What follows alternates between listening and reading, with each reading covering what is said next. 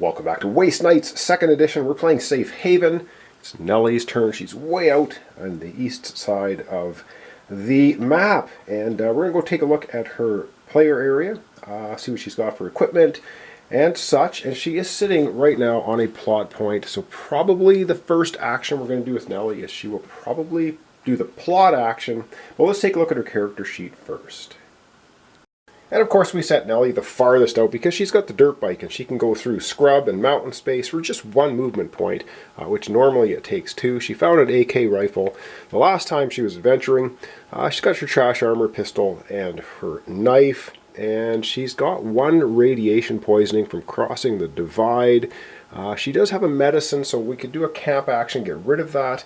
But I don't think we're going to bother. I think we're going to go back to the main board and we're going to start off by doing a plot action. Alright, so Nellie's way out here and she's on a plot action. So we're going to go ahead and take that token. We don't actually get it right now, of course. We have to earn it, but we're going to see what that is. And that is space number 4. So we're going to consult the Dampier Road, which is what we're playing right now. And we're going to see what it says for 4 on space. And it's not focusing. Alright, don't focus then. Base 4 says C10. I know you can't quite see that. The camera did not want to focus. So we're going to go to 10 in the book. We're going to see what we have for a plot action there. Yeah, so let's have a look. And it says, you asked the Perth people for some provisions, but they only had garbage. Dried seaweed, corn. It's good for rag pickers. You need something far better if you plan a serious assault and survival in some unknown area. Maybe dried meat, which is light and nutritious. Old reserves are long gone and hunting contaminated game makes no sense. So you head to Kenobi. They say machines still raise real cattle there. Huh, alright, so we go to 124. We're following some leads. And it says the station is huge. The old fences seem to be stretched as far as you can see. You cross it and move on looking for a herd. You locate it a few minutes later. It's at least a few hundred cows. For you, one is enough. Even if you were to spend a month on the island. 2 large drones are hovering over the animals. Sometimes they drive the herd a lost cow closer to the rest. You can choose. You wait till one of the cows strays behind. 2 machines won't look after all of them. Okay. You are equipped with a ranged weapon.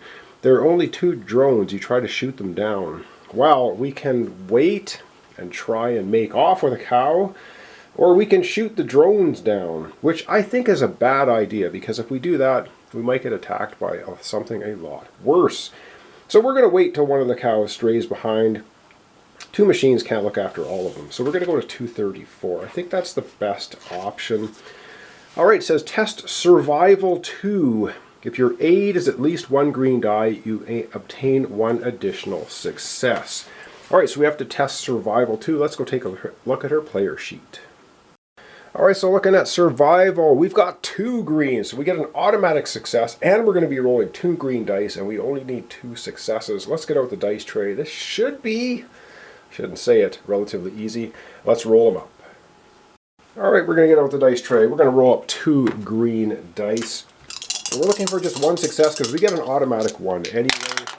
And we get 3, yeah, we've got 4 successes. So we pass pretty easily. So we're going to take a look at what it says for passing. It says pass. It takes all night, but right before dawn, you hear a lost calf. The robots must have missed it in the dark. You calm the animal down, lead it to a nearby gorge and kill it quickly. Then you cut out a few huge pieces of meat and disappear. The only thing left to do is to dry them. Alright, so we gain an experience. We take the challenge token from your space and place it on the plot sheet. So now we do have 2. We can go back to Perth and continue on. Write some dried meat, 234, on an entry token and place it on your vehicle sheet. This token is treated as a gear card that takes 1 vehicle slot and has a value of 2. When performing a camp action, you may discard this token to heal 4 damage. You may also keep it for later. Cool. All right, so we're going to get an experience, and we're going to get that dried meat. So I'm going to get that set up for her on her player sheet. Alright, so we've added some dried meat to Nellie's sheet here on her dirt bike. Her dirt bike can carry 3 items. She's got now 2. She's got the AK and she's got dried meat. It takes up 1 vehicle slot, so she's got 1 left. It's a value of 2, and you can camp. Discard to heal 4 wounds. All right, that was our first action. I think we're going to probably go ahead and do a move action for her second action, see if she can get over to another plot point. Let's see if we can do that. She does have a gas can, keep that in mind. All right, let's go back to the board, and I think we're going to have her do a move action. Okay, we have another plot token all the way down here, and I think we're going to try to get there.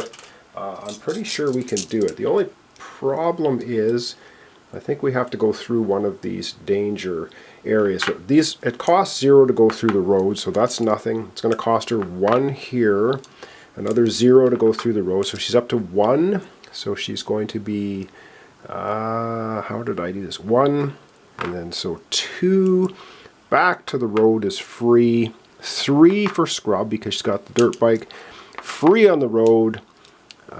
So let's have a look here. So 1, 2, 3, and 4, and she'd have to spend the gas can to get there. And I think we're going to blow the gas can to get there so that we are on that plot point for next time. So that gets her all the way there. She only passed through 1 danger area. So we're going to have to pull a token from the bag. So if we look at everything, she gets there, so that's 1, and then 2 movement, and 3 movement, 4, and total of 5. Oh no, that's a road. Is that a road space? No, that's a mountain space. Total of 5. Spending the gas can, she's made it all the way to this plot marker. We do have to pull a mountain space though, and counter card, but she gets to pull 2 because she has danger sense, and she gets to pick which one she wants. But we're going to have to pull out a danger token out of the bag and see what we have here. All right, she gets 1 token, and then we're going to see what her encounter is. So she's either going to damage her dirt bike, or the encounter is going to roll a blue die. Ooh, I think I'd almost want her just to damage the dirt bike. All right, we're going to pull 2 encounter cards for, we were looking at the Scrub Mountain deck. So take the top 2 cards, because she has Danger Sense. She gets to pick one, so she can get Toxic Fumes, Threat 1, Test Aid. We're pretty good with that. Pass. Oh, we get 2 experience. I forgot to give her an experience. Totally forgot that. And if we fail, keep the card, blah, blah, crash. If you have at least 5 damage, your vehicle suffers 2. We don't. So we're good. This one might be good. Or we can have some hillbillies attacking us. Relentless, which means they attack even if we take them out. We'd get a medicine and a gas. Ooh, these guys might be worth taking on. But relentless means even if we shoot them first, there's still enough of them, they're going to come at us and hit us. This is enemy deals X damage. X is the number of this. The enemy has maximum 3. If this enemy has no health, X is 1. How could the enemy... Oh, because you shoot them. Okay, I see what they're doing there. So, we have either Toxic Fumes, where we get 2 experience if we pass, or hillbillies. God, I'm not sure. I think we are going to... I think we're going to go with Toxic Fumes. We're going to bypass the hillbillies. We're going to go on Toxic Fumes. Let's take a closer look at this one. But before I forget, let's give her experience. She's up to 6. She will be leveling up at the end of her turn. But now let's go back to look at the Toxic Fumes, and she's going to be pulling another threat token out of the bag for that as well. Alright, we already have 1 threat token. We're going to get 1 damage to our motorcycle. Our motorcycle is a chassis of 4, so we're pretty good with that. I think we're alright. It says, so we're going to test aid 2. Her aid, she has 1 white and 1 green. If we pass, we get 2 experience. Otherwise, we fail. And we will crash. If you have at least 5 damage, we have no damage. Your vehicle suffers 2. So we're not going to crash. We pulled another threat token. So let's go ahead and do that. We're already going to get 1 damage on our vehicle. Let's hope we don't get anything too bad. And it's going to be -1. -1 health, I believe that is. Have to check the guide and have a look and see what that one actually means. I can't remember, and that's why we have it in the back of the book. That one means you lose 1. Success from the first test made when resolving your wasteland card. Damn it! So we lose a success and our vehicle takes a damage. Oh man. Alright, we have to test aid. We need a 2. We're going to lose 1. That's bad. We're going to get off the dice tray and see what happens. Alright, that really sucked. We basically, with a green and a white, That's what she has for aid. We have to get 3 successes because we're losing 1 if we want to pass. Oh, man. And we get, oh, yes! We pull it off. We get 3 successes, losing 1, which means we have 2. Holy man. So we pass. So we're going to get 2 experience for that, but we're going to take 1 vehicle damage. Wow, did we get super, super lucky there. We rolled exactly what we had to roll.